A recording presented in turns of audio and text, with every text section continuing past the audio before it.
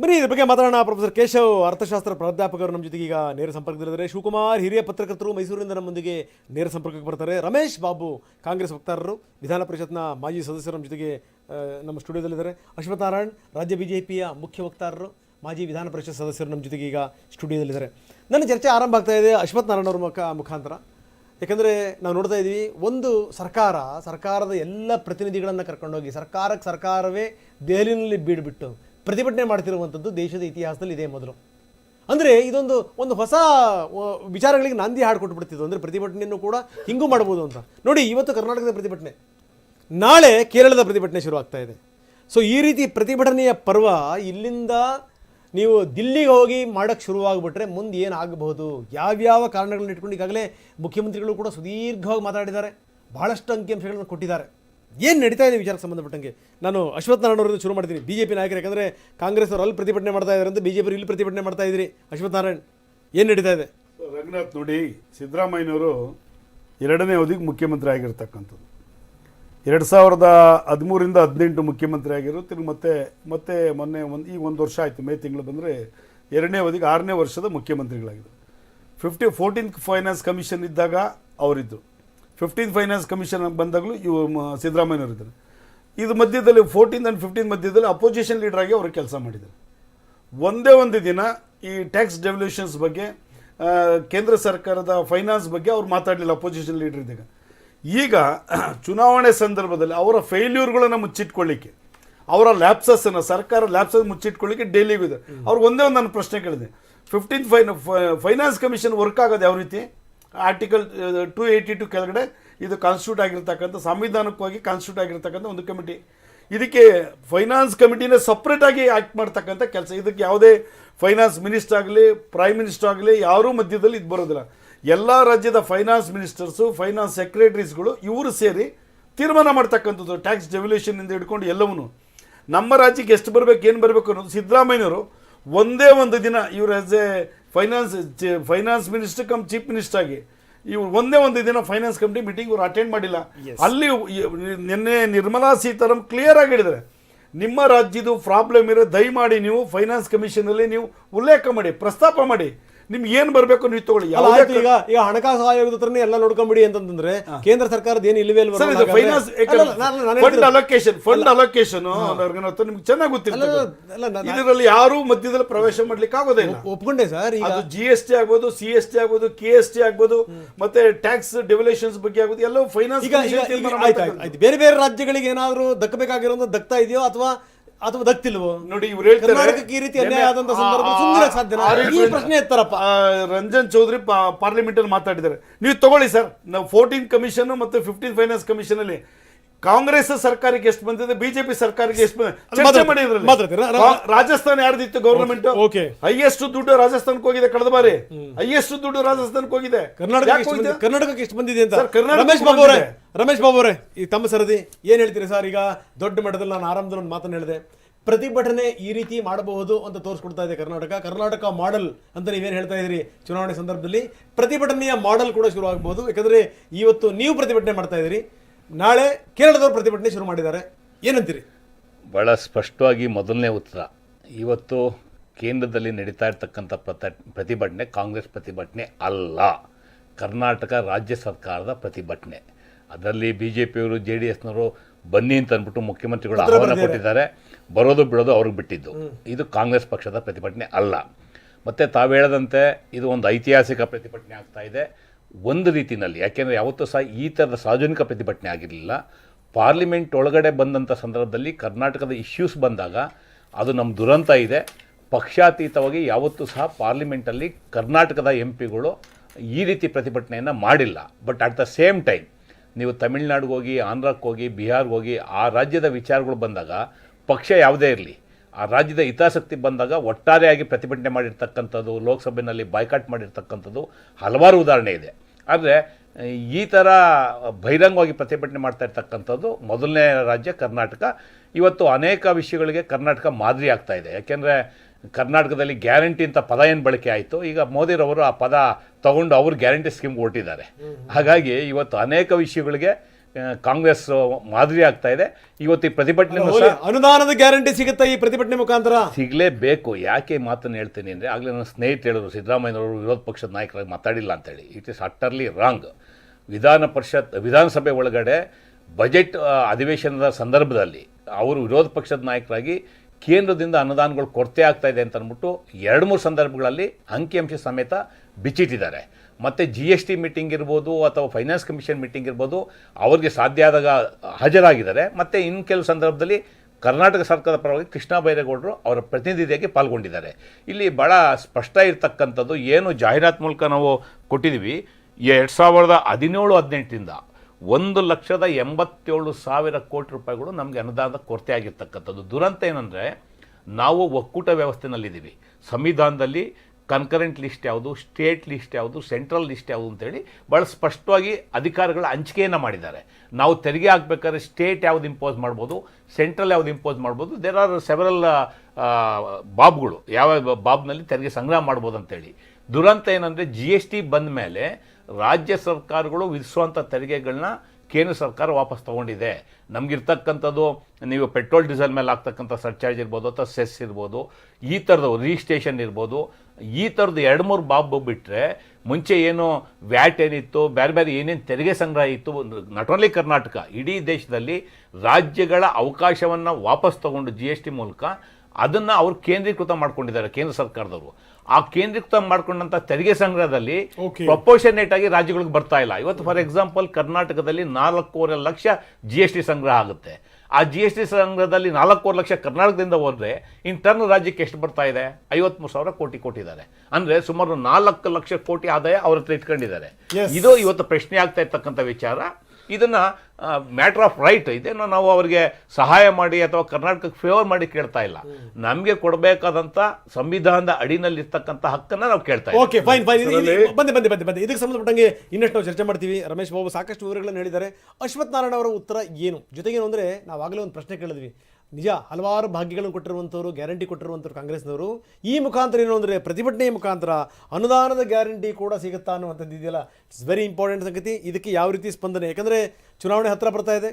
ಚುನಾವಣೆ ಹತ್ತಿರ ಬರ್ತಿರುವಂಥ ಸಂದರ್ಭದಲ್ಲಿ ಈ ರೀತಿ ಹಿಂಡು ದಂಡು ಕಟ್ಕೊಂಡೋಗಿ ಇವರು ಪ್ರತಿಭಟನೆ ಮಾಡ್ತಿರೋದಕ್ಕೆ ಕಾರಣಗಳೇನು ಅನ್ನುವಂಥದ್ದು ರಾಜಕೀಯ ಪಕ್ಷಗಳು, ರಾಜಕೀಯ ತಂತ್ರಗಾರಿಕೆಗಳು ಬೇಕೇ ಬೇಕು. ಎಲ್ಲವೂ ಕೂಡ ತಂತ್ರಗಾರಿಕೆ ಒಂದು ಭಾಗವೇ. ಅಶ್ವತ್ಥನಾರಾಯಣ ಅವರ ಮೊನ್ನೆಯಿಂದ ನಾನು ಬಿಜೆಪಿ ನಾಯಕರ ಸ್ಟೇಟ್ಮೆಂಟ್ಗಳನ್ನು ಗಮನಿಸ್ತಾ ಇದ್ದೀನಿ. ಎಲ್ಲರೂ ಕೂಡ ಪೊಲಿಟಿಕಲ್ ಸ್ಟೇಟ್ಮೆಂಟ್ ಅನ್ನು ಕೊಡ್ತಿದ್ದಾರೆ. ಬಿಟ್ರೆ ಮನಮೋಹನ್ ಸಿಂಗ್ ಅವಧಿಯಲ್ಲಿ ಹಂಗಾಗಿತ್ತು, ಅಷ್ಟು ಬರ್ತಾ ಇರಲಿಲ್ಲ ಅಂತ. ಯಾರೊಬ್ರು ಕೂಡ ಸ್ಟ್ಯಾಟ್ಸ್ ಇಟ್ಟು ಒಂದು ಪ್ರೆಸ್ ಮೀಟ್ ಮಾಡಿ, ಹೌದು ಇಷ್ಟಿಷ್ಟು ಬಂದಿದೆ, ಬರ ಪರಿಹಾರ 1 ರೂಪಾಯಿ ಬಂದಿಲ್ಲ ಅಂತ ಸಿದ್ದರಾಮಯ್ಯ ಹೇಳಿದ್ರು, ಇಷ್ಟು ಬಂದಿದೆ ಬಂದಿಲ್ಲ ಏನು ಅಂತ ಕ್ಲಾರಿಟಿ ಕೊಡುವಂಥ ಪ್ರಯತ್ನ ಯಾವ ನಾಯಕರಿಂದ ಕೂಡ ಆಗಲಿಲ್ಲ. ಸರ್, ಫೈನಾನ್ಸ್ ವಿಷಯದಲ್ಲಿ 2+2 4 3 ಆಗಲಿಕ್ಕಾಗಲ್ಲ, 5 ಆಗಲಿಕ್ಕಾಗಲ್ಲ. ಆಮೇಲೆ ಏನು ಕೇಂದ್ರದಿಂದ ರಾಜ್ಯಕ್ಕೆ ಬಂದಿದೆ, ರಾಜ್ಯದಿಂದ ಎಷ್ಟು ಕೇಂದ್ರಕ್ಕೆ ಹೋಗಿದೆ ಅನ್ನೋಂಥದ್ದು ಎಲ್ಲವೂ ಅಂಕಿಅಂಶವು ಸರ್ಕಾರದ ದಾಖಲೆಗಳಲ್ಲಿ ಇರ್ತಕ್ಕಂಥದ್ದು. ನೋಡಿ, 2004ರಿಂದ 2014 10 ವರ್ಷ ಮನಮೋಹನ್ ಸಿಂಗ್ ಅವಧಿನಲ್ಲಿ ರಾಜ್ಯ ಸರ್ಕಾರಕ್ಕೆ ನಮ್ಮ UPA ಕೇಂದ್ರದಿಂದ ರಾಜ್ಯಕ್ಕೆ ಬಂದಿರೋದು 60,000 ಕೋಟಿ. ಇದು ರೆಕಾರ್ಡಲ್ಲಿ ಇರ್ತಕ್ಕಂಥ ಕರ್ನಾಟಕ ಸರ್ಕಾರದಲ್ಲಿ ಇರ್ತಕ್ಕಂಥ ರೆಕಾರ್ಡು. ಮನಮೋಹನ್ ಸಿಂಗ್ ಅವರು 10 ವರ್ಷದಲ್ಲಿ 60,000 ಕೋಟಿ ಬಂದು, ಮೋದಿಯವರು 2014ರಿಂದ 2023 ಮಾರ್ಚ್ವರೆಗೂ ನೀವು ತೊಗೊಳ್ಳಿ ಸರ್, ಇನ್ನು 24 ಮಾರ್ಚ್ಗೆ ಬೇರೆ ಬರ್ತದ್ರು. 2.3 ಲಕ್ಷ ಕೋಟಿ 2.3 ಲಕ್ಷ ಕೋಟಿ ರಾಜ್ಯಕ್ಕೆ ಕೇಂದ್ರದಿಂದ ಬಂದಿರೋದು. ಎಷ್ಟು ಪರ್ಸೆಂಟೇಜ್ ಜಾಸ್ತಿ ಆಯಿತು? 243% ಜಾಸ್ತಿ ಆಗಿರೋದು ಕರ್ನಾಟಕಕ್ಕೆ. ಎಲ್ಲಿ ಕಡಿಮೆ ಆಗಿದೆ ಕರ್ನಾಟಕಕ್ಕೆ? ಆಮೇಲೆ 14 ಫೈನಾನ್ಸ್ ಕಮಿಷನಲ್ಲಿ ಎಷ್ಟು ಪರ್ಸೆಂಟೇಜ್ ಇತ್ತು? 31% ಇತ್ತು. ನಾನು ಅದ್ರ ಬಗ್ಗೆನೇ ಹೇಳ್ತೀನಿ. ರಮೇಶ್ ಬಾಬು ಉಲ್ಲೇಖ, ನಾನು ಅದ್ರ ಬಗ್ಗೆ ಹೇಳ್ತೀನಿ. 31% ಇತ್ತು ಸರ್ ಕರ್ನಾಟಕಕ್ಕೆ ಬರ್ತಾ ಇದ್ದಿದ್ದು. 15 ಫೈನಾನ್ಸ್ ಕಮಿಷನ್ ಅಲ್ಲಿ 42% ಮಾಡೋರು ಸರ್. 10% ನೀವು 1950 ವರೆಯಿಂದ ಲೆಕ್ಕ ಹಾಕೊಂಬಂದ್ರೆ 2% ಜಾಸ್ತಿ ಮಾಡ್ಕೊಂಬಂದ್ರು ರಂಗನಾಥ್. ಏಕ್ದಮ್ ಮೋದಿಯವರು 15 ಫೈನಾನ್ಸ್ ಕಮಿಷನ್ ಅಲ್ಲಿ 31% ಇದ್ದಿದ್ದು 42% ಮಾಡೋರು. ಯಾರು? ನರೇಂದ್ರ ಮೋದಿ ಅವರು ಮಾಡಿದ್ದು. ಅದಕ್ಕೆ ಇಷ್ಟು ಅಮೌಂಟ್ ಜಾಸ್ತಿ ಬಂದಿರತಕ್ಕಂಥ. ಇದಲ್ಲದೆ ಟ್ಯಾಕ್ಸ್ ಡೆವಲ್ಯೂಷನ್ಸ್ ತೊಗೊಳ್ಳಿ ಸರ್ ನೀವು. 2004ರಿಂದ 2014ಕ್ಕೆ 81,000 ಕೋಟಿ ಮಾತ್ರ ಬಂದಿರೋದು ಕರ್ನಾಟಕಕ್ಕೆ. ಮೋದಿಯವರು ಬಂದ ಮೇಲೆ 10 ವರ್ಷಗಳಲ್ಲಿ 2014ರಿಂದ 23 ನವಂಬರ್ 2.8 ಲಕ್ಷ ಕೋಟಿ ಟ್ಯಾಕ್ಸ್ ಡೆವಲ್ಯೂಷನ್ ಬಂದಿರೋದು. ನೀವು ಹೇಳಿರಲ್ಲ ಈಗ ಅಷ್ಟೇ ಟ್ಯಾಕ್ಸ್ ಜಾಸ್ತಿ ಹೋಗ್ತಾ ಇದೆ ಅಂತ, ಅಷ್ಟೇ ಪರ್ಸೆಂಟೇಜು 10% ಜಾಸ್ತಿ ಮಾಡಿ 42% 2.8 ಲಕ್ಷ ಕೋಟಿ ರಾಜ್ಯಕ್ಕೆ ಬಂದಿರೋದು. ಇದಲ್ಲದೇ ಆನ್ ಗೋಯಿಂಗ್ ಪ್ರಾಜೆಕ್ಟ್ಗಳಿಗೆ ದುಡ್ಡು ಬರ್ತಾ ಇದೆ, ಕೇಂದ್ರ ಸರ್ಕಾರದ ಸ್ಪಾನ್ಸರ್ ಪ್ರೋಗ್ರಾಮ್ಗಳಿಗೆ ದುಡ್ಡು ಬರ್ತಾ ಇದೆ. ಎಷ್ಟು ಬಂದಿದೆ? ಈಗ ಒಂದು ಎಕ್ಸಾಂಪಲ್ ನೀವೇ ಘೋಷಣೆ ಮಾಡಿದ್ರಪ್ಪ ಅಪ್ಪರ್ ಭದ್ರಾ ವಿಚಾರಕ್ಕೆ ಸಂಬಂಧಪಟ್ಟಂಗೆ. ಹೇಳ್ತೀನಿ ಅಲ್ಲ ತಾಳಿ, ಎಷ್ಟು ಬಂದಿದೆ ಅಪ್ಪರ್ ಭದ್ರಾ ಕಿಲಿ? ಸರ್ ನಾನು ಹೇಳ್ತೀನಿ, ಅಪ್ಪರ್ ಭದ್ರಾಗಿ ಏನಂತಾರೆ ಸರ್, ಅದಕ್ಕೆ ಫೀಸಿಬಿಲಿಟಿ ರಿಪೋರ್ಟ್ ಇವ್ರು ಕೊಡ್ಬೇಕು ಸರ್. ದುಡ್ಡೆಲ್ಲ ಹೋಗಲ್ಲ, ಘೋಷಣೆ ಮಾಡಿದ್ದಾರೆ, ದುಡ್ಡು ರಾಜ್ಯಕ್ಕೆ ಬಂದಿಲ್ಲ, ಫೀಸಿಬಿಲಿಟಿ ರಿಪೋರ್ಟ್ ಕೊಡ್ಬೇಕು ಸರ್. ಅದಕ್ಕೆ ದುಡ್ಡೆಲ್ಲ ಹೋಗಲ್ಲ. 5,300 ಕೋಟಿ ಘೋಷಣೆ ಮಾಡಿದ್ದಾರೆ. ನಿರ್ಮಲಾ ಸೀತಾರಾಮನ್ 2023 ಬಡ್ಜೆಟ್ ಅಲ್ಲಿ ಘೋಷಣೆ ಮಾಡಿದ್ದಾರೆ. ನಾನು ಇಲ್ಲ ಅಂತ ಹೇಳಲ್ಲ. ಇದಕ್ಕೆ ಫೀಸಿಬಿಲಿಟಿ ರಿಪೋರ್ಟ್ ಏನು ಅಂತ ರಿಪೋರ್ಟ್ ಕೊಟ್ಟರೆ ಆ ದುಡ್ಡು ಅವ್ರಿಗೆ ಬರುತ್ತೆ. ಯಾವುದೇ ಕಾರಣಕ್ಕೂ ಮಿಸ್ ಕೊಟ್ಟಿರುವಾಗ ಇಲ್ಲ, ದುಡ್ಡು ಬಂದಿಲ್ಲ ಅಂದ್ರೆ ಫೀಸಿಬಿಲಿಟಿ ರಿಪೋರ್ಟ್ ಅದು. ಇಲ್ಲಿಂದ ಏನಕ್ಕೆ ಬೇಕು 5,300 ಕೋಟಿ ನಾವು ಏನಕ್ಕೆ ಉಪಯೋಗಿಸ್ಕೊಳ್ತೀವಿ? ಕೆನಾಲ್ ಮಾಡ್ತೀರಾ, ಡ್ಯಾಮ್ ಹೈಟ್ ಮಾಡ್ತೀರಾ, ಫೀಸಿಬಿಲಿಟಿ ರಿಪೋರ್ಟ್ ಕೊಟ್ಮೇಲೆ ಆ ದುಡ್ಡು ಇವರು ಬರುತ್ತೆ. ಯಾವುದೇ ಕಾರಣಕ್ಕೂ ಮಿಸ್ ಆಗೋದಿಲ್ಲ. ನಾವು ಇದ್ರ ಬಗ್ಗೆ ಎಲ್ಲ ಪ್ರಶ್ನೆ ಮಾಡಿದ್ವಿ, ಅದು ಯಾವತ್ತಿರೋ ರಿಸರ್ವ್ ಇರ್ತಕ್ಕಂಥದ್ದು ಸರ್. ಆಮೇಲೆ ಬಂದೆ ಇದಕ್ಕೆ ಸಂಬಂಧಪಟ್ಟಾಗಿ ನೀವು ಆರಂಭದಲ್ಲಿ ಒಂದಷ್ಟು ಸಂಗತಿಗಳನ್ನು ಹೇಳಿದ್ರಿ, ಏನೇನಾಗಿದೆ ಏನು, ಮನಮೋಹನ್ ಸಿಂಗ್ ಅವಧಿಯಿಂದ ಇಲ್ಲಿ ತನಕ ಆಗಿರುವಂತದ್ದು ಏನು ಫ್ಯಾಕ್ಟ್, ಸುಳ್ಳು ಹೇಳಲ್ಲ. ಹೌದು, ಈ ಫ್ಯಾಕ್ಟ್ಗಳು, ಅಂಕಿಅಂಶಗಳು, ಜೊತೆಗೆ ಏನು ಅಂತಂದ್ರೆ ಯಾವ್ಯಾವ ದುಡ್ಡು ಬರಬೇಕು, ಯಾವ್ಯಾವ ಕಾರಣದಿಂದ ಬಂದಿಲ್ಲ, ಅದ್ರ ಬಗ್ಗೆ ಕೂಡ ಮಾತಾಡಿದ್ರು. ಸಿಎಂ ಸಿದ್ದರಾಮಯ್ಯ ಕೆಲ ಹೊತ್ತಿನ ಹಿಂದೆ ಮಾತನಾಡಿದ್ರು ಈ ಪ್ರತಿಭಟನೆ ವಿಚಾರವಾಗಿ. ಒಂದಷ್ಟು ಅಂಕಿಅಂಶಗಳನ್ನು ಕೂಡ ಅವರು ತೆರೆದಿಟ್ಟರು. ಬನ್ನಿ ನೋಡೋಣ. ಈಗ ಇವತ್ತು ಅನಿವಾರ್ಯವಾಗಿ ದಿಲ್ಲಿ ಜಂತರ್ ಮಂತರ್ನಲ್ಲಿ ಐತಿಹಾಸಿಕವಾದಂಥ ಸ್ಥಳ. ಯಾಕಂದರೆ ಜಂತರ್ ಮಂತರ್ ಅನೇಕ ಪ್ರತಿಭಟನೆಗಳಿಗೆ, ಚಳುವಳಿಗೆ ಸಾಕ್ಷಿಯಾಗಿರ್ತಕ್ಕಂಥ ಜಾಗ. ಆ ಜಾಗದಲ್ಲಿ ನಾವು ನಮ್ಮ ಎಲ್ಲ ಮಂತ್ರಿಗಳು, including Congress president and deputy chief minister mister D K Shivakumar and all 34 ministers, all 135 MLAs R participating in this protest. ಈ ಚಳುವಳಿ ರಾಜಕೀಯ ಚಳುವಳಿ ಅಲ್ಲ, ರಾಜಕೀಯೇತರ ಚಳುವಳಿ. ಇದು ಕರ್ನಾಟಕದ ಹಿತವನ್ನು ಕಾಪಾಡಲಿಕ್ಕೆ, ಕನ್ನಡಿಗರ ಹಿತವನ್ನು ಕಾಪಾಡಲಿಕ್ಕೆ ಮಾಡ್ತಕ್ಕಂಥ ಚಳುವಳಿ. ಯಾಕಂದರೆ ಕೇಂದ್ರ ಸರ್ಕಾರ ನಮಗೆ ತೆರಿಗೆ ಹಂಚಿಕೆಯಲ್ಲಿ ಅನ್ಯಾಯ ಮಾಡಿದೆ. ಸೊ ಹಾಗಾಗಿ ಕಳೆದ 5-6 ವರ್ಷಗಳಲ್ಲಿ ಕರ್ನಾಟಕ 1,87,000 ಕೋಟಿ ರೂಪಾಯಿಗಳನ್ನು, ಸುಮಾರು 1,87,000 ಕೋಟಿ ರೂಪಾಯಿಗಳನ್ನು ಕರ್ನಾಟಕಕ್ಕೆ ನ್ಯಾಯಯುತವಾಗಿ ಬರಬೇಕಾಗಿದ್ದಂಥದ್ದನ್ನು ನಾವು ಕಳ್ಕೊಂಡಿದ್ದೇವೆ. ಅಷ್ಟರ ಮಟ್ಟಿಗೆ ಕರ್ನಾಟಕಕ್ಕೆ ದೊಡ್ಡ ಅನ್ಯಾಯ ಆಗಿದೆ. ಈ ಅನ್ಯಾಯದ ವಿರುದ್ಧ ಈ ಪ್ರತಿಭಟನೆಯನ್ನು ಮಾಡ್ತಾ ಇದ್ದೀವಿ. ಅದಕ್ಕೋಸ್ಕರ ನಾನು ಇದನ್ನು ಪಕ್ಷಾತೀತವಾಗಿ ಮಾಡಬೇಕು ಅಂತೇಳಿ ನಾನು BJP MPಗಳಿಗೂ ಕೂಡ ಪತ್ರ ಬರೆದೆ. ನೀವು ಕೂಡ ಪಾರ್ಟಿಸಿಪೇಟ್ ಮಾಡಿ ಅಂತೇಳಿ ಪತ್ರ ಬರೆದೆ. I don't know whether they are coming or not, I do not know now. But ನೋಡ್ಬೇಕು ಅಲ್ಲಿ ಬರ್ತಾರೋ ಇಲ್ವೋ ಅಂತ ಗೊತ್ತಿಲ್ಲ. ಇಲ್ಲ, ಪ್ರೊಟೆಸ್ಟ್ ಇದಕ್ಕೋಸ್ಕರ ಮಾಡ್ತಾ ಇಲ್ಲ ಅನ್ನೋ ಕಾಣಿಸುತ್ತೆ ನನಗೆ ಗೊತ್ತಿರೋ ಮಟ್ಟಿಗೆ. ಬೇರೆ ವಿಚಾರಗಳಿಗೆ ಮಾಡ್ತಾ ಇರ್ಬೋದು. ಸೊ ಅದಕ್ಕೋಸ್ಕರ ಈ ಪ್ರತಿಭಟನೆಯನ್ನು ಹಮ್ಮಿಕೊಂಡಿದ್ದೀವಿ. ಇದು ಒಂದು ಐತಿಹಾಸಿಕವಾದಂಥ ಪ್ರತಿಭಟನೆ. ಯಾಕಂತಂದರೆ ಎಲ್ಲ ಮಂತ್ರಿಗಳು, ಎಲ್ಲ MLAಗಳು, MLCಗಳು ಇದರಲ್ಲಿ ಪಾರ್ಟಿಸಿಪೇಟ್ ಮಾಡ್ತಾರೆ. ಮತ್ತು ಬೇರೆ ಕಾರ್ಯಕರ್ತರು ಕೂಡ ಕೆಲವರೆಲ್ಲ ಬಂದಿದ್ದಾರೆ, ಅವರು ಕೂಡ ಪಾರ್ಟಿಸಿಪೇಟ್ ಮಾಡ್ತಾ ಇದ್ದಾರೆ. ಈಗ ನಮಗೆ 14ನೇ ಫೈನಾನ್ಸ್ ಕಮಿಷನ್ನಲ್ಲಿ ತೆರಿಗೆ ಪಾಲು, ನಮ್ಮ ಪಾಲು 4.71% ಬಂದಿತ್ತು. ಎಷ್ಟು? 4.71% ಬಂದಿತ್ತು. 15ನೇ ಫೈನಾನ್ಸ್ ಕಮಿಷನ್ನಲ್ಲಿ ಅದು 3.64%ಗೆ ಇಳಿದೋಯ್ತು. ಇದರಿಂದ ಸುಮಾರು 40ರಿಂದ 45% ನಮಗೆ ಟ್ಯಾಕ್ಸ್ ಬರೋದನ್ನು ಕಳ್ಕೊಂಡು ನಾವು. ಸೊ ಒಟ್ಟಾರೆಯಾಗಿ 14 ಫೈನಾನ್ಸ್ ಕಮಿಷನ್ ಅಷ್ಟೇ ನಮಗೆ ಕೊಟ್ಟಿದ್ದರೆ, 15 ಫೈನಾನ್ಸ್ ಕಮಿಷನ್ನಲ್ಲೂ ಕೂಡ 14 ಫೈನಾನ್ಸ್ ಕಮಿಷನ್ ಮಾಡಿದಂಥ ಮಾನದಂಡಗಳನ್ನೇ ಅನುಸರಿಸಿದರೆ ನಮಗೆ 62,098 ಕೋಟಿ ರೂಪಾಯಿ ಟ್ಯಾಕ್ಸ್ ಹೆಚ್ಚಾಗಿ ಬರ್ತಿತ್ತು. 62,000 98 ಕೋಟಿ ಹೆಚ್ಚಾಗಿ ಬರ್ತೀವಿ. So that we last, number 1. Number 2, ಕರ್ನಾಟಕದಿಂದ ನಾವು ಸುಮಾರು ಅದಕ್ಕಿಂತ ಜಾಸ್ತಿನೇ ಕೊಡ್ತಾ ಇದ್ದೀವಿ ತೆರಿಗೆ, ನಾವು ಕಾಂಟ್ರಿಬ್ಯೂಟ್ ಮಾಡ್ತಾ ಇದ್ದೀವಿ ಕೇಂದ್ರ ಸರ್ಕಾರಕ್ಕೆ. ಸುಮಾರು 4,30,000 ಕೋಟಿ ಪ್ರತಿ ವರ್ಷ ಈ ವರ್ಷ ಕೊಡ್ತಾ ಇದ್ದೀವಿ. 4,30,000 ಕೋಟಿ ರೂಪಾಯಿಗಳನ್ನು ಈ ವರ್ಷ ಕೊಡ್ತಾ ಇದ್ದೀವಿ.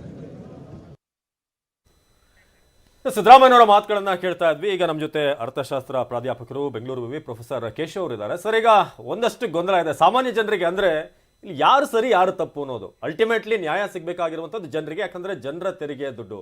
ಒಂದಷ್ಟು ಕ್ಲಾರಿಟಿ ಕೊಡೋದಾದ್ರೆ, ಅಂದ್ರೆ ಹಿಂದೆ ಏನಾಗಿತ್ತು, ಈಗ ಹೇಗೆ, ಜೊತೆಗೆ ಆ ಒಂದು ಪ್ರಾಸೆಸ್ಗಳೇನಿರುತ್ತೆ ಫೈನಾನ್ಸ್ ಕಮಿಷನ್ ಇಂದ ಬರುವಂಥದ್ದು ಅಂತ, ಅಂದ್ರೆ ಅವ್ರ ಕಡೆಗೆ ಈಗ ಕೇಂದ್ರ ಸರ್ಕಾರ ಅಲ್ಲಿಂದ ಬರಬೇಕಾಗಿರುವಂಥದ್ದು ಅನ್ನೋ ರೀತಿಯಾಗಿ ಒಂದಷ್ಟು ಕ್ಲಾರಿಟಿ ಕೊಡ. ಈಗ ಇವರು ಅರ್ಥಶಾಸ್ತ್ರ ಪ್ರಾಧ್ಯಾಪಕರಾದರೂ ಕೂಡ ರಾಜಕೀಯ ಶಾಸ್ತ್ರವನ್ನು ಇಟ್ಕೊಂಡೇ ಅವ್ರು ಮಾತಾಡಬೇಕೀಗ ಅಂತ ಸ್ಥಿತಿ ಇದೆ. ಯಾಕಂದರೆ ಈಗ ಇಲ್ಲಿ ತನಕ ಈ ರೀತಿ ಹೋರಾಟಗಳನ್ನು ಎಂದೂ ಕೂಡ ಕಂಡಿಲ್ಲ. ಒಂದು ಹೊಸ ರೀತಿಯ ಹೋರಾಟ ಶುರುವಾಗಿದೆ, ಅದು ಕೇಂದ್ರದ ವಿರುದ್ಧವಾಗಿ. ಹಾಗಾಗಿ ಅವ್ರೇನು ಅಂದರೆ ಅರ್ಥಶಾಸ್ತ್ರನೂ ಮಾತಾಡಬೇಕು ಈಗ ಪ್ರೊಫೆಸರು, ಈಗ ರಾಜಕೀಯ ಶಾಸ್ತ್ರನೂ ಮಾತಾಡಬೇಕು. ಏನಂತೀರಿ ಪ್ರೊಫೆಸರ್?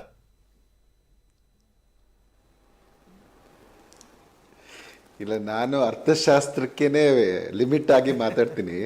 ಯಾಕೆಂದ್ರೆ ಇಲ್ಲಿ ಫೈನಾನ್ಸ್ ಕಮಿಷನ್ ಆರ್ಟಿಕಲ್ 280 ಪ್ರಕಾರ ಸಂವಿಧಾನಬದ್ಧವಾಗಿ ನಾವು ಪ್ರತಿ 5 ವರ್ಷಕ್ಕೊಮ್ಮೆ ಕೇಂದ್ರ ಸರ್ಕಾರ ಅಂದ್ರೆ ಪ್ರೆಸಿಡೆಂಟ್ ಇದನ್ನ ಮಾಡ್ತಾರೆ. ಅದನ್ನ ರೆಕಮೆಂಡೇಶನ್ ಕೂಡ ಪ್ರೆಸಿಡೆಂಟ್ಗೆ ಕೊಡ್ತಾರೆ ಅನ್ನೋಂಥದ್ದು ಇದು ವಿಶಿಷ್ಟ. ಇಲ್ಲಿ ರೆಕಮೆಂಡೇಶನ್ಸ್ ನೋಡಿ, over the years finance commission ಏನ್ ಮಾಡಿದೆ ಅಂತ ನೀವು ನೋಡಿದ್ರೆ ಆಗ ಒಂದು ಕ್ಲಾರಿಟಿ ಸಿಕ್ಕತ್ತೆ. ಈಗ first finance commission 7th finance commission ವರ್ಗು ಬರೀ ಇನ್ಕಮ್ ಟ್ಯಾಕ್ಸು ಎಕ್ಸೈಸ್ ಡ್ಯೂಟೀಸ್ ಮಾತ್ರ ಶೇರ್ ಮಾಡ್ತಾ ಇತ್ತು. ಆಮೇಲೆ 7th ಫೈನಾನ್ಸ್ ಕಮಿಷನ್ ಅವ್ರು ಏನ್ ಮಾಡಿದ್ರು, ಇಲ್ಲ ಎಲ್ಲ ಅದರಲ್ಲೂ percentage of the excise duties ಮಾಡ್ತಾ ಇದ್ರು. ಅವಾಗಿಂದ ಅವರು ಎಲ್ಲ ಎಕ್ಸೈಸ್ ಡ್ಯೂಟೀಸ್ನು ಶೇರ್ ಮಾಡಕ್ಕೆ ಶುರು ಮಾಡಿದ್ರು.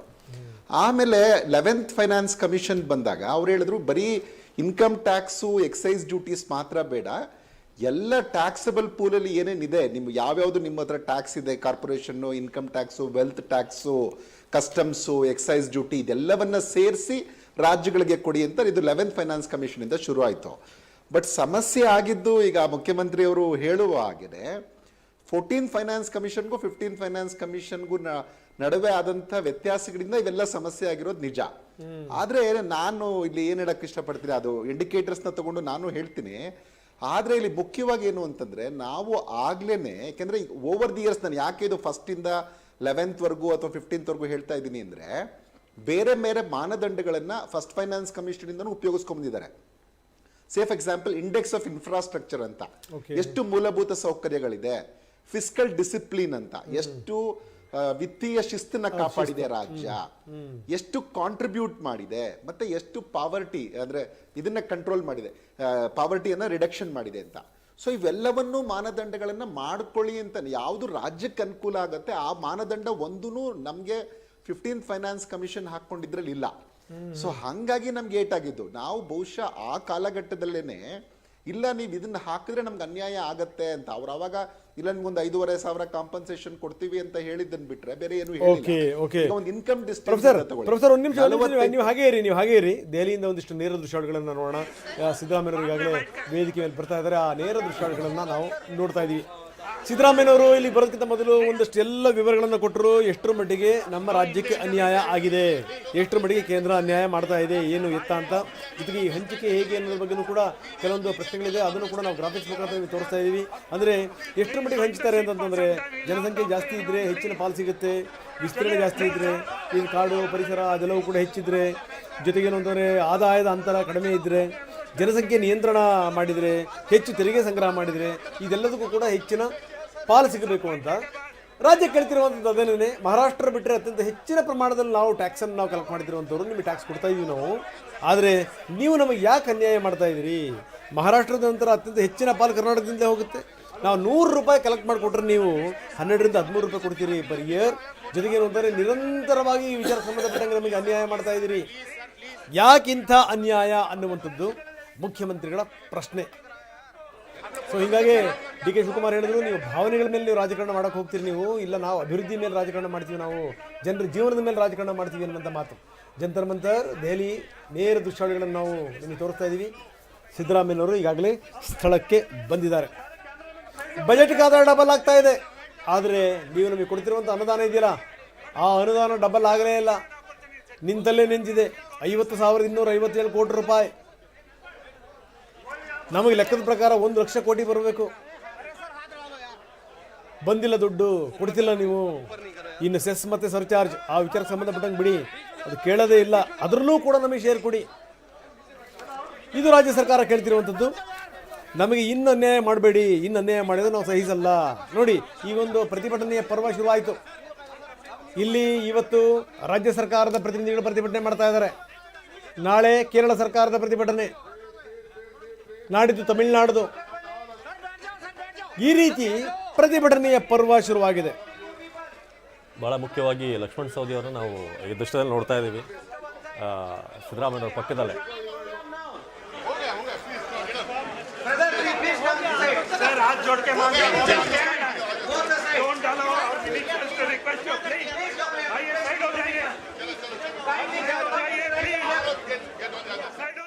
ಕ್ಕೆ ಭೇಟಿಯಾದಂಥ ಸಂದರ್ಭದಲ್ಲಿ ನಾನೇ ಹೋಗಿ ಖುದ್ದಾಗಿ ಭೇಟಿ ಮಾಡಿದೆ. ಅದಕ್ಕಿಂತ ಮೊದಲು ಬೇರೆ ಬೇರೆ ಸಚಿವರುಗಳು ಹೋಗಿ ಭೇಟಿ ಮಾಡಿದ್ರು, ಕೇಂದ್ರದ ನಾಯಕರನ್ನ, ಸಚಿವರುಗಳನ್ನು ಭೇಟಿ ಮಾಡಿದ್ರು. ಭೇಟಿ ಮಾಡಿದಂಥ ಸಂದರ್ಭದಲ್ಲಿ ಏನು ಆಶ್ವಾಸನೆ ಕೊಟ್ಟರು, ಕೊನೆ ನಾನೇ ಹೋಗಿ ಭೇಟಿ ಮಾಡಿದೆ ಅಮಿತ್ ಶಾ ಅವ್ರನ್ನ ಡಿಸೆಂಬರ್ 20ನೇ ತಾರೀಕು ಭೇಟಿ ಮಾಡಿದೆ. 23ನೇ ತಾರೀಕು ನಾವೇನು ಮೀಟಿಂಗ್ ಮಾಡ್ತೀವಿ, ಆ ಸಂದರ್ಭದಲ್ಲಿ ನಿಮ್ಗೊಂದು ಘೋಷಣೆ ಮಾಡ್ತೀವಿ ಅನ್ನುವಂಥ ಮಾತನ್ನು ಅಮಿತ್ ಶಾ ಹೇಳಿದ್ರು, ನಿರ್ಧಾರ ಮಾಡ್ತೀವಿ ಆ ಮೀಟಿಂಗಲ್ಲಿ ಅಂತ. ಆದರೆ ಏನೂ ಇಲ್ಲ. ಇಲ್ಲಿ ತನಕ ನಾವು 33,000 ಕೋಟಿ ನಷ್ಟ ಆಗಿದೆ ಬೆಳೆ ಪರಿಹಾರದ ವಿಚಾರ ಸಂಬಂಧಪಟ್ಟಂಗೆ. ಅಟ್ಲೀಸ್ಟ್ ನೀವು ಒಂದು 17,000 ಕೋಟಿ ಕೊಡಿ ಅನ್ನುವಂಥ ಮಾತನ್ನು ಕೇಳಿದ್ವಿ. ಇಲ್ಲಿ ತನಕ ಒಂದು ಬಿಡಿಗಾಸು ಬಂದಿಲ್ಲ, ಒಂದು ನಯಾ ಪೈಸೆ ಬಂದಿಲ್ಲ. ಇನ್ನು ಮನ್ರೇಗಾ 100 ದಿನ ಗೊತ್ತಿರುವಂಥ ಸಂಗತಿ, ಕೇಂದ್ರದ್ದೇ ಅದು ಯೋಜನೆ. ಮನ್ರೇಗಾ ವಿಚಾರಕ್ಕೆ ಸಂಬಂಧಪಟ್ಟಂಗೆ 100 ದಿನ ಏನಿತ್ತಲ್ಲ ಅದು 150 ದಿವಸ ಮಾಡಿ ಅಂತ ಕೇಳಿದ್ವಿ. ಕೇಳಿ ಇಷ್ಟು ದಿವಸ ಆಯಿತು, ಇಲ್ಲಿ ತನಕ ಅದಕ್ಕೂ ಕೂಡ ಪರ್ಮಿಷನ್ ಇಲ್ಲ. ಕೇಂದ್ರ ಬೇಕು ಅಂತ ಇದೆಲ್ಲವನ್ನು ಕೂಡ ಮಾಡ್ತಾ ಇದೆ. ಇನ್ನು ಅಪರ ಭದ್ರಾ ವಿಚಾರಕ್ಕೆ ಸಂಬಂಧಪಟ್ಟಂಗೆ ನಿರ್ಮಲಾ ಸೀತಾರಾಮನ್ ಅದನ್ನು ಘೋಷಣೆ ಮಾಡಿದರು. 5,300 ಕೋಟಿ ರೂಪಾಯಿ ನಿರ್ಮಲಾ ಸೀತಾರಾಮನ್ ಬಜೆಟ್ ಸಂದರ್ಭದಲ್ಲಿ ಘೋಷಣೆ ಮಾಡಿದರು. ಅದಾದಮೇಲೆ ಬೊಮ್ಮಾಯಿ ಬಜೆಟ್ ಮಂಡಿಸಿದರು. ಬೊಮ್ಮಾಯಿ ಬಜೆಟಲ್ಲಿ 5,300 ಕೋಟಿ ಆ ವಿಚಾರವನ್ನು ಪ್ರಸ್ತಾಪ ಮಾಡ್ತಾನೆ ಬೊಮ್ಮಾಯಿ ಅವರು ಹೇಳಿದ್ದೇನು ಅಂತಂದರೆ, ಇದು ಬರೀ ಏನು ಅಂತಂದರೆ ನಾವು ಇಷ್ಟು ದುಡ್ಡು ಕೊಡ್ತಿರುವಂಥದ್ದು ಮಾತ್ರ ಅಲ್ಲ, ಇದನ್ನು ನಾವು ನ್ಯಾಷನಲ್ ಪ್ರಾಜೆಕ್ಟ್ ಮಾಡ್ತೀವಿ ಅನ್ನುವಂಥ ಮಾತನ್ನು ಹೇಳಿದರು ಬೊಮ್ಮಾಯಿ ಅವರು. ಇಲ್ಲಿ ತನಕ ಒಂದು ಬಿಡಿಗಾಸು ಬಂದಿದೆಯಾ ಅನ್ನುವಂಥ ಮಾತು. ಇದಕ್ಕೆ ಸಂಬಂಧಪಟ್ಟಂಗೆ ನಮ್ಮ ಸ್ಟುಡಿಯೋದಲ್ಲಿ BJP ನಾಯಕರುಗಳು ಕೂಡ ಇದ್ದಾರೆ. ಅವ್ರು ಹೇಳ್ತಿದ್ದೇನು ಅಂತಂದರೆ, ನಿಜ, ಆದರೆ ಇದಕ್ಕೆ ಸಂಬಂಧಪಟ್ಟ ಒಂದು ಫೀಸಿಬಲ್ ರಿಪೋರ್ಟ್ ಬೇಕಲ್ಲ, ಆ ರಿಪೋರ್ಟನ್ನು ರಾಜ್ಯ ಸರ್ಕಾರ ಕೊಟ್ಟಿದೆಯಾ ಕೇಳಿ ಅನ್ನುವಂಥ ಮಾತನ್ನು ಅಶ್ವಥ್ ನಾರಾಯಣ ಹೇಳ್ತಾ ಇದ್ರು. ಇಲ್ಲಿ ತನಕ ಕೊಟ್ಟಿಲ್ಲ, ಹಾಗಾಗಿ ದುಡ್ಡು ಬಂದಿಲ್ಲ ಅಂತ. 5,300 ಕೋಟಿ ರೂಪಾಯಿ ಬಜೆಟಲ್ಲಿ ಏನು ಮಂಡನೆ ಆಗಿತ್ತು, ಆ ದುಡ್ಡು ಇನ್ನೂ ಕೂಡ ಬರಬೇಕು ಅನ್ನುವಂಥದ್ದು. ಸೊ ಇದು ಸಂಗತಿ. ಹಾಗಾದರೆ 5,495 ಕೋಟಿ ರೂಪಾಯಿ ಅದು 15th ಫೈನಾನ್ಸ್ ಕಮಿಷನ್ ಏನು ಹೇಳಿದೆ ಅದಕ್ಕೆ ಸಂಬಂಧಪಟ್ಟಂಗೆ 6,000 ಕೋಟಿ ರೂಪಾಯಿ ರೋಡ್ಸು, ಪೆರಿಫೆರಲ್ ರಿಂಗ್ ರೋಡು, ಆ ವಿಚಾರಕ್ಕೆ ಸಂಬಂಧಪಟ್ಟಂಗೆ ಇದ್ಯಾವುದೂ ಕೂಡ ನಮಗೆ ಇಲ್ಲಿ ತನಕ ಒಂದು ಬಿಡಿಗಾಸಿನ ದುಡ್ಡು ಬಂದಿಲ್ಲ. ಸೊ ಹೀಗಾದರೆ ಹೆಂಗೆ ಬದುಕೋ ಬಗೆ ಹೇಗೆ? ನಾವಿಲ್ಲಿಂದ ಎಲ್ಲವನ್ನೂ ಕೂಡ ನಾವು ತೆರಿಗೆನ ನಾವು ವಸೂಲಿ ಮಾಡಿಕೊಡ್ತೀವಿ, ನೀವು ಕೊಡ್ತೀವಿ, ನೀವು ನಮಗೆ ಅನ್ಯಾಯ ಮಾಡ್ತಾ ಇದ್ದೀರಿ ನಿರಂತರವಾಗಿ. ಇದು ಮುಖ್ಯಮಂತ್ರಿಗಳು ಸಾಲು ಆರೋಪಗಳನ್ನು ಮಾಡಿದರು. ಇದಕ್ಕೆ ಸಂಬಂಧಪಟ್ಟಂಗೆ ನಾವು ಶ್ವೇತಪತ್ರವನ್ನು ಕೂಡ ಹೊರಡಿಸ್ತೀವಿ ಅನ್ನುವಂಥ ಮಾತನ್ನು ಮುಖ್ಯಮಂತ್ರಿಗಳು ಹೇಳಿದರು.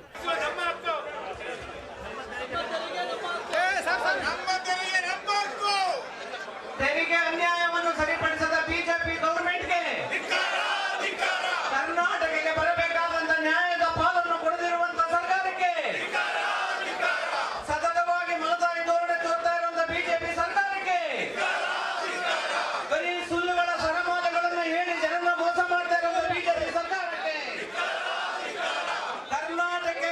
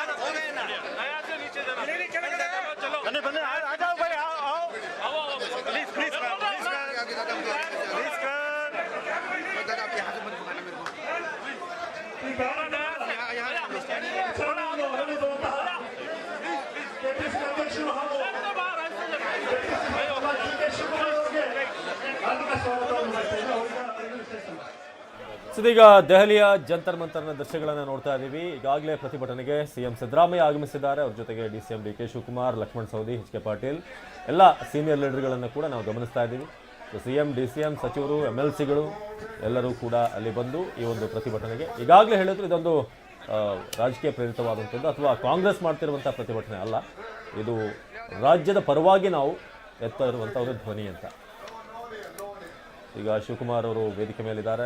ಇರುವಂಥ ಅಷ್ಟು ಜನರನ್ನ ಕೂಡ ಅಲ್ಲಿ ಶಾಂತ ರೀತಿಯಾಗಿರೋ ಹಾಗೆ, ಎಲ್ಲ ಸಾಲಾಗಿರೋ ಹಾಗೆ, ಜೊತೆಗೆ ಯಾವುದೇ ಸಮಸ್ಯೆ ಆಗದಂತೆ ಅಲ್ಲಿ ಮ್ಯಾನೇಜ್ ಮಾಡ್ತಿದ್ದಾರೆ.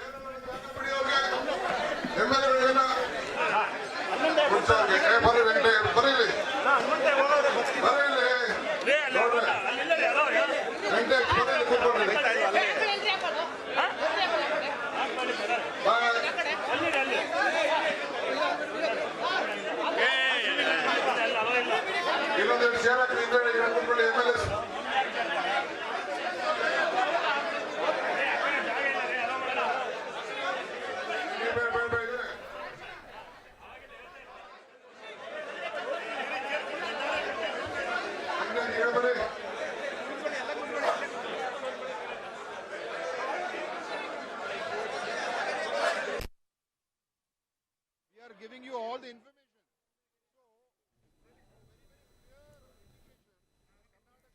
ಸೊ ಇದು ಸಂಗತಿ ನಾವು ನೋಡ್ತಾ ಇದ್ದೀವಿ. ದೆಹಲಿಯಿಂದ ನೇರ ದೃಶ್ಯಗಳನ್ನು ಈಗಾಗಲೇ ಪ್ರತಿಭಟನೆಗೆ ಸರ್ವ ರೀತಿಯಲ್ಲೂ ಕೂಡ ಸಜ್ಜಾಗಿದ್ದಾರೆ. ಮುಖ್ಯಮಂತ್ರಿಗಳು ಬಂದು ಕೂತಿದ್ದಾರೆ. ಪ್ರತಿಭಟನೆ ಆರಂಭ ಆಗ್ತಾ ಇದೆ. ಅಲ್ಲಿನ ಈ ಗದ್ದಲ ಗೋಜಲಿದೆಯಲ್ಲ ಅದನ್ನು ಬಗೆಹರಿಸುವಂಥ ನಿಟ್ಟಿನಲ್ಲಿ ಡಿ ಕೆ ಶಿವಕುಮಾರ್ ಹರಸಾಹಸ ಮಾಡ್ತಾ ಇದ್ದಾರೆ, ನಾವು ನೋಡ್ತಾ ಇದ್ದೀವಿ. ಶಿವಕುಮಾರ್ ನಮ್ಮ ಜೊತೆಗಿದ್ದಾರೆ, ಹಿರಿಯ ಪತ್ರಕರ್ತರು. ಶಿವಕುಮಾರ್, ಆರಂಭದಿಂದ ನಾನು ಹೇಳ್ತಾ ಇದ್ದೀನಿ ಏನು ಅಂತಂದರೆ, ಎಲ್ಲೋ ಒಂದು ಕಡೆ ಏನು ಅಂದರೆ ಇವತ್ತು ಕರ್ನಾಟಕ ರಾಜ್ಯ, ನಾಳೆ ಕೇರಳ, ನಾಳೆ ತಮಿಳುನಾಡು, ಹೀಗೆ ಪ್ರತಿಭಟನಾ ಪರ್ವ ಶುರು ಆಗಿಬಿಟ್ರೆ ಹೆಂಗೆ ಅನ್ನುವಂಥ ಚರ್ಚೆಯನ್ನು ಕೂಡ ನಾವು ಮಾಡ್ತಾ ಇದ್ದೀವಿ.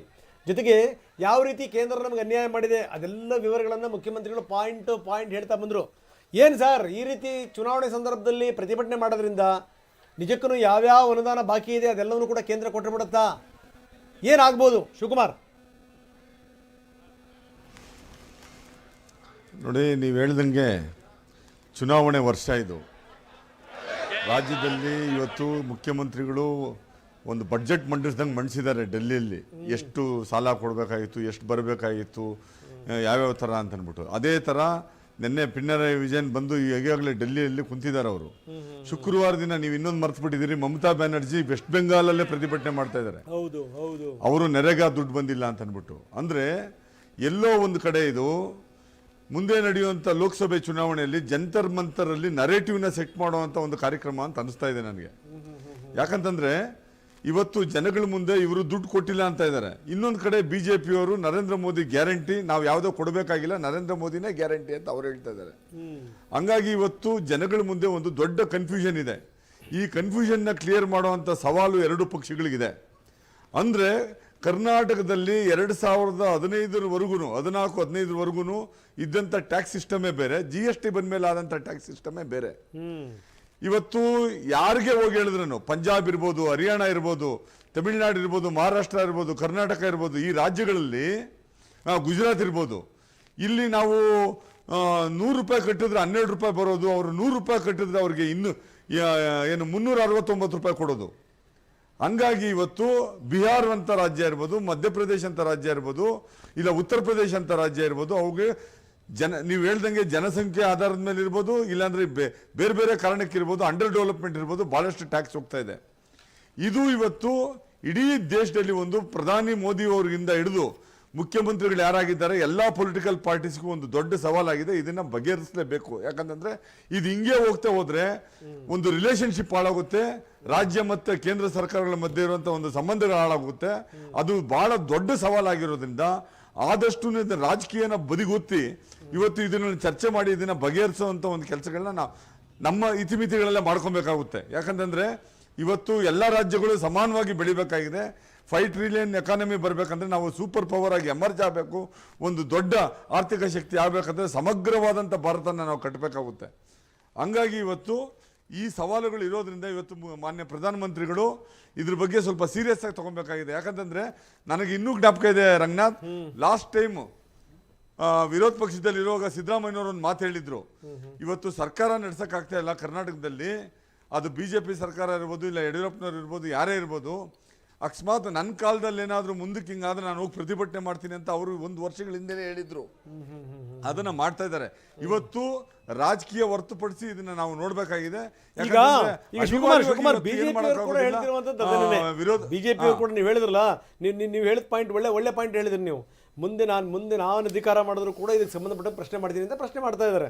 ಬಿಜೆಪಿ ಹೇಳ್ತಿರುವಂಥದ್ದು ಏನು ಅಂತಂದ್ರೆ, ಹಿಂದೆ ಅವರು ವಿಪಕ್ಷ ನಾಯಕರಾಗಿದ್ದಂಥ ಸಂದರ್ಭದಲ್ಲಿ ಎಷ್ಟರ ಮಟ್ಟಿಗೆ ಈ ವಿಚಾರವನ್ನು ಎತ್ತಿದ್ರು, ಇವರು ಎಷ್ಟು ದಿವಸ ಪ್ರತಿಭಟನೆ ಮಾಡಿದರು. ಈಗ ಚುನಾವಣೆ ಹತ್ತಿರ ಬರ್ತಿರುವಂಥ ಸಂದರ್ಭದಲ್ಲಿ ಮಾಡ್ತಿರುವಂಥ ಪ್ರತಿಭಟನೆ ಇದೆಯಲ್ಲ, ಆ ಪ್ರತಿಭಟನೆ ಎಷ್ಟರ ಮಟ್ಟಿಗೆ ಮಹತ್ವ ಇದೆ ಅನ್ನುವಂಥದ್ದು ಅವ್ರು ಕೇಳ್ತಿರುವಂಥ ಪ್ರಶ್ನೆ. ಈಗ ಅತ್ಯಂತ ಸಹಜವಾಗಿ ಶಿವಕುಮಾರ್ ಒಂದು ಪ್ರಶ್ನೆ ಉದ್ಭವ ಆಗುತ್ತೆ. ಚುನಾವಣೆ ಹತ್ತಿರ ಇರುವಂಥ ಸಂದರ್ಭದಲ್ಲಿ ಇವರು ಹೋಗಿ ಪ್ರತಿಭಟನೆ ಮಾಡ್ತಾ ಇದ್ದಾರೆ. ಒಂದು ವೇಳೆ ಕೇಂದ್ರ ಏನಾದರೂ ಮಾತುಕತೆಗೆ ಒಪ್ಪಿದ್ರೆ ಏನಾಗುತ್ತೆ, ಏನು ಸಂದೇಶ ರವಾನೆ ಆಗುತ್ತೆ? ಹಂಗಾದ್ರೆ ಹೌದಪ್ಪ, ಇಲ್ಲಿ ತನಕ ಹಂಗಾದ್ರೆ ಕೇಂದ್ರ ನಮಗೆ ಈ ರೀತಿ ಅನ್ಯಾಯ ಮಾಡ್ತಾನೆ ಬಂದಿತ್ತು ಅನ್ನುವಂಥ ಸಂದೇಶ ರವಾನೆ ಆಗುತ್ತೆ. ಅದು ನಾಳೆ ಚುನಾವಣೆ ಮೇಲೆ ಪರಿಣಾಮ ಬೀರಲ್ವಾ? ಚುನಾವಣೆ ಹತ್ತಿರ ಬರ್ತಿರುವಂಥ ಸಂದರ್ಭದಲ್ಲಿ ಈ ಮಾಡ್ತಿರುವಂಥ ಪ್ರತಿಭಟನೆ ಬಗ್ಗೆ ಹಲವಾರು ಪ್ರಶ್ನೆಗಳು ಅತ್ಯಂತ ಸಹಜವಾಗಿ ಹೇಳುತ್ತೆ. ಶಿವಕುಮಾರ್, ಏನಂತೀರಿ? ಇಲ್ಲ ನೋಡಿ, ಇವತ್ತು ಚುನಾವಣೆ ದೃಷ್ಟಿ ಬೇರೆ, ಈ ದೇಶದ ಐಕ್ಯತೆ ದೃಷ್ಟಿ ಬೇರೆ. ಇವತ್ತು 2 ದೊಡ್ಡ ಸವಾಲುಗಳು ಇದೆ. ಚುನಾವಣೆ ಗೆಲ್ಲೋದು ಎಷ್ಟು ಇಂಪಾರ್ಟೆಂಟು, ಈ ದೇಶದ ಏನು ಸ್ಟೇಟ್ ಸೆಂಟ್ರಲ್ ರಿಲೇಶನ್ಶಿಪ್ ಅಷ್ಟೇ ಇಂಪಾರ್ಟೆಂಟ್ ಆಗಿದೆ. ಆಮೇಲೆ ಇಲ್ಲೇನಾಗಿದೆ, ಹೋದ್ ಸಾರಿ ಇದ್ದಂತ ಒಂದು ಸರ್ಕಾರ ಏನಂದ್ರೆ ಬಿಜೆಪಿನೇ ಸರ್ಕಾರ ಕರ್ನಾಟಕದಲ್ಲಿ ಇದ್ದಿದ್ದು. ಸಹಜವಾಗಿ ಎಲ್ಲೋ ಒಂದ್ ಕಡೆ ಗ್ರಾಂಟ್ಸ್ ಬರುತ್ತೆ, ವಿಶ್ವಾಸ ಇದೆ ಅನ್ನೋದು ಅವ್ರು ಅನ್ಕೊಂಡಿರ್ತಾರೆ, ಒಂದೇ ಸರ್ಕಾರ ನಡೀತಾರೆ. ಅಕಸ್ಮಾತ್ ಏನಾದ್ರು ಕೇಂದ್ರದಲ್ಲಿ ಕಾಂಗ್ರೆಸ್ ಸರ್ಕಾರನೇ ಇದ್ದಿದ್ರೆ ಇವತ್ತು ಸಿದ್ದರಾಮಯ್ಯನವರು ಹೋಗಿ ಅಲ್ಲಿ ಪ್ರತಿಭಟನೆ ಮಾಡ್ತಾ ಇದ್ರೆ ನಾನಂತೂ ಒಪ್ಪೋದಿಲ್ಲ. ಯಾಕಂತಂದ್ರೆ ಅಲ್ಲಿ ಕಾಂಗ್ರೆಸ್ ಸರ್ಕಾರ ಇದ್ದಿದ್ರೆ ಸಿದ್ದರಾಮಯ್ಯನವ್ರಿಗೆ ಈ ತರದ ಅನ್ಯಾಯ ಆಗಿದ್ರೇನು ಅವ್ರು ಹೋಗಿ ಮಾಡ್ತಾರೆ ಅಂತ ನಾನು ಒಪ್ತಾ ಇರಲಿಲ್ಲ. ಯಾಕಂತಂದ್ರೆ ಇದು ಇವತ್ತು ಮಾಡಲೇಬೇಕಾದಂತ ಪ್ರಶ್ನೆ. ಇದನ್ನ ಕರೆದು ಕೇಳಬೇಕಿದು, ಇದೆಷ್ಟು ಬಗೆಹರಿಸ್ತಾರೆ ಬಿಡ್ತಾರೆ ಅನ್ನೋದಕ್ಕಿನ್ನು ಒಂದು ಕರೆದು ಕೇಳಿ ಒಂದು ಸಂಬಂಧಗಳನ್ನ ಗಟ್ಟಿಪಡಿಸ್ಕೊಂಡು. ಯಾಕಂದ್ರೆ ಒಂದು ಸಾರಿ MG ರಾಮಚಂದ್ರನ್ ತಮಿಳುನಾಡಿನಲ್ಲಿ ಮತ್ತೆ ಆಂಧ್ರ ಪ್ರದೇಶನಲ್ಲಿ NT ರಾಮರಾವ್ ಅವರು ಇಬ್ರು ಈ ವಿಚಾರನ ಪ್ರಸ್ತಾಪ ಮಾಡಿದ್ರು. ನಮಗೆ ಬಹಳ ಅನ್ಯಾಯ ಆಗ್ತಾ ಇದೆ ಕೇಂದ್ರ ಸರ್ಕಾರದಿಂದ, ನಾನು ಇಷ್ಟೊಂದು ಕಲ್ಯಾಣ ಕಾರ್ಯಕ್ರಮಗಳನ್ನ ತಗೊಂಡ್ಬಂದಿದ್ದೀನಿ, ಮಧ್ಯಾಹ್ನದ ಬಿಸಿ ಊಟದಿಂದ ಹಿಡಿದು ಎಲ್ಲಾನು ತಗೊಂಡ್ಬಂದಿದ್ದೀನಿ ಅಂತ MGR ಅವರು ಹೇಳಿದಾಗ ಅದನ್ನ ಆವತ್ತಿನ ಪ್ರಧಾನಿಗಳು ಅದನ್ನ ಕರೆದು ಗಮನಿಸಿದ್ದನ್ನ ಕೇಳಿದ್ದನ್ನ ನಮ್ಮ ಮುಂದೆನೆ ಒಂದು ಉದಾಹರಣೆ ಇದೆ. ನರೇಂದ್ರ ಮೋದಿ ಅವರು ಎಲ್ಲ ಕೊಟ್ಬಿಡ್ತಾರೆ ಅಂತ ನಾನು ಹೇಳ್ತಾ ಇಲ್ಲ. As A head of the state ಅಂದ್ರೆ ಈ ದೇಶದ ಒಬ್ಬ ಪ್ರಧಾನಿಯಾಗಿ ಅದು ಕೇಳೋದ್ರಲ್ಲಿ ಒಂದು ಔದಾರ್ಯ ತೋರಿಸೋದ್ರಲ್ಲಿ ಏನು ತಪ್ಪೇನಿಲ್ಲ. ಅನ್ಯಾಯ ಆದಂಥ ಸಂದರ್ಭದಲ್ಲಿ ದನಿ ಎತ್ತಬೇಕಾಗಿರುವಂಥದ್ದು ಇದೆಯಲ್ಲ, ಅದು ಖಂಡಿತವಾಗಲೂ ನಮ್ಗಳ ಕರ್ತವ್ಯ. ಆ ದನಿ ಎತ್ತುವಂಥ ಪ್ರಯತ್ನವನ್ನು ಮಾಡ್ತಾ ಇದ್ದಾರೆ. ಜೊತೆಗೆ ಒಂದು ಅಧಿಕಾರದ ಚುಕ್ಕಾಣಿ ಹಿಡಿದಿರುವಂಥವರು, ಅದನ್ನು ನಡೆಸಿರುವುದು ರಾಷ್ಟ್ರ ನಡೆಸ್ತಿರುವಂಥ ಒಬ್ಬ ಪ್ರಧಾನಿ ಈ ಮಾತುಗಳನ್ನು ಕೇಳಬೇಕು. ಕರೆಕ್ಟ್. ಇಲ್ಲಿ ನೋಡಿ, ಇಲ್ಲಿ ಒಂದು ನಿಮಿಷ ನೀವು ಹಾಗೆ ನೀವು ಸಂಪರ್ಕದಲ್ಲಿರಿ. I request all media friends with their folded hands, please bear with us. We have come all the way from Karnataka. You have to maintain peace. This is a peace protest, please.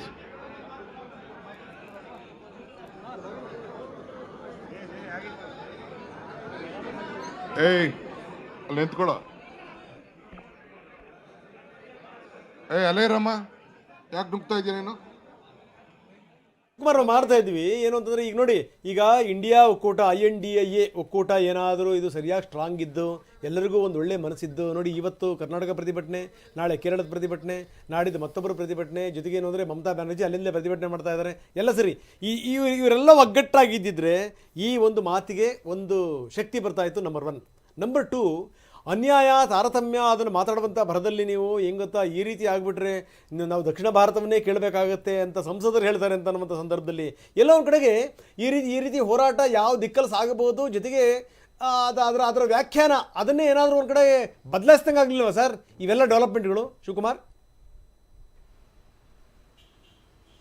ಇಲ್ಲ, ನಾನು ಈ ದೇಶದ ವಿಚಾರ ಬಂದಾಗ, nationality ವಿಚಾರ ಬಂದಾಗ, ನಾನು ವೈಯಕ್ತಿಕವಾಗಿರ್ಬೋದು ಇಲ್ಲಾಂದರೆ ಒಬ್ಬ ಪತ್ರಕರ್ತನಾಗಿರ್ಬೋದು, ಇದನ್ನೆಲ್ಲ ನಾವು ಯಾರದೋ ಹೇಳಿದ್ದು ಸ್ಟೇಟ್ಮೆಂಟ್ನ ಎಂಡಾರ್ಸ್ ಮಾಡೋ ಪರಿಸ್ಥಿತಿಯಲ್ಲಿ ಇಲ್ಲ. ಒಂದು ಆ ಥರದ ವಿಚಾರಗಳು ಪ್ರಸ್ತಾಪನೂ ಮಾಡಬಾರ್ದು. ಯಾಕಂತಂದ್ರೆ ಬಹಳಷ್ಟು ಅನ್ಯಾಯಗಳಿದಾವೆ. ಅದನ್ನೆಲ್ಲ ಒಬ್ಬೊಬ್ಬರು ಇದನ್ನು ಕೇಳ್ಕೊಂಡು ಹೋದ್ರೆ ಈ 560 ಇದ್ದಂಥ ಸಂಸ್ಥಾನಗಳನ್ನ ತಗೊಂಬಂದು ಸರ್ದಾರ್ ಪಟೇಲ್ ಇರ್ಬೋದು, ನೆಹರು ಅವ್ರು ಇರ್ಬೋದು, ಇದನ್ನ ತಗೊಂಬಂದು ಒಂದು ರಿಪಬ್ಲಿಕ್ ಇಂಡಿಯಾ ಅಂತ ಮಾಡಿರೋದನ್ನ ನಾವು ಡಿಫೀಟ್ ಮಾಡ್ದಂಗೆ ಆಗುತ್ತೆ. ಮಾತಾಡಕ್ ಹೋಗೋದಿಲ್ಲ, ಮಾತಾಡಿದ್ರೆ ಅದು ತಪ್ಪೋದು. ಒಂದು ಅಕಸ್ಮಾತ್ ಇವಾಗ ಛತ್ತೀಸ್ಗಢ ತಗೊಳ್ಳಿ, ಜಾರ್ಖಂಡ್ ತಗೊಳ್ಳಿ, ನೀವು ಇಲ್ಲ ತೆಲಂಗಾಣ ತಗೊಳ್ಳಿ, ಈ ತರದ ರಾಜ್ಯಗಳು ಉಟ್ಕೊಂಡಿದ್ದು ಒಂದು ಅಂಡರ್ ಡೆವಲಪ್ಮೆಂಟ್ ವಿಚಾರಕ್ಕೆ ಬಂದಾಗ ಒಂದು ನಿಮಿಷ ಸರ್, ಒಂದು ನಿಮಿಷ.